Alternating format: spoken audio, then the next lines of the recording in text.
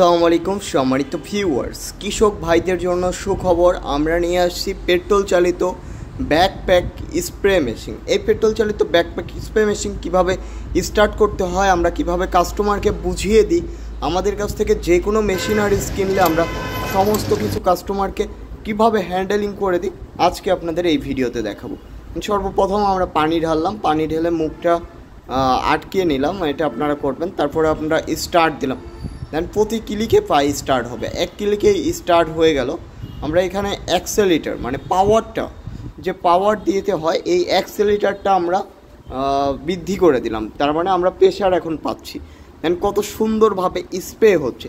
এই মেশিন দিয়ে আপনারা ড্রাগন বাগান, পেয়ারা বাগান, মাল্টা বাগান, যে কোনো বাগান স্প্রে করতে পারবেন। তাছাড়া আপনারা ফসলি জমিও স্প্রে করতে পারবেন এই একটি মেশিন দিয়ে। দেখেন আমরা কি সুন্দরভাবে বাইক ওয়াশ করতেছি। আপনারা চাইলে কিন্তু এই মেশিনগুলো দিয়ে বাইকও ওয়াশ করতে পারবেন।